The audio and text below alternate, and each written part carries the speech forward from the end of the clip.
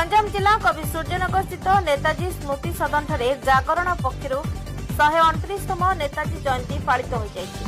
संपादक सुनील कुमार महांती सभापतित्व अनुष्ठित उत्सव में कवि सूर्यनगर विधायक प्रताप चंद्र नायक मुख्य अतिथि भाव जोगदे नेताजी प्रतिमूर्ति में माल्यार्पण करने पर पताका उत्तोलन करते।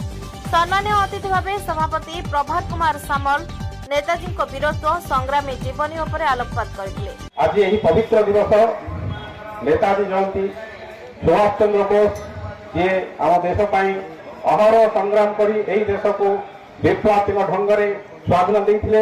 से स्वाधीनता संग्रामी विप्लवी नेता सुभाष चंद्र बोस को मोर आंतरिक जय।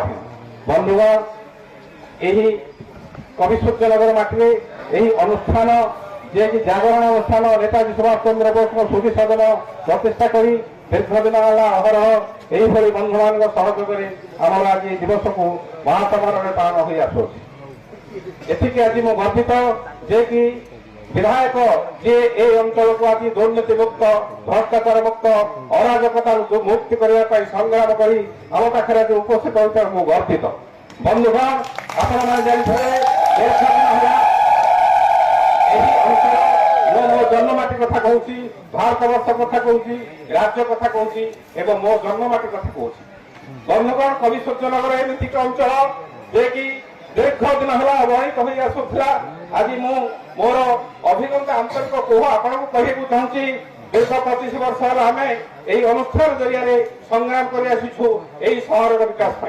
आज मत सुजोग मिली एवं जहाँ कहना चाहूँगी आंतरिक कहूँ दीर्घ 25 वर्ष है जो संग्राम कर नेताजी सुभाष चंद्र बोस स्मृति आदर्श अनुप्राणित हो बंधुगण मो जड़े स्वाधीनता संग्रामी पुओ आनंद चंद्र सामल जी की यही अनुष्ठान बढ़ाई स्वप्न नहीं कवि सूर्यनगर 12 जन स्वाधीनता संग्रामी यही जगह को आकट कर स्वाधीनता समय सुभाष चंद्र बोस स्मृति प्रतिमूर्ति स्थापन करने उद्यम करते। आज नहांती 12 जन स्वाधीनता संग्रामी समस्ते चली जाइछंती किंतु तांको स्मृति जो जगह रखापी आत्म बलिदान स्वरूप यही जगह को रखी केवल खाली सहयोग करी जहा हो गोटे मूर्ति स्थापन कर स्मृति उद्देश्य यही स्मृति सदन की स्थापन हुई।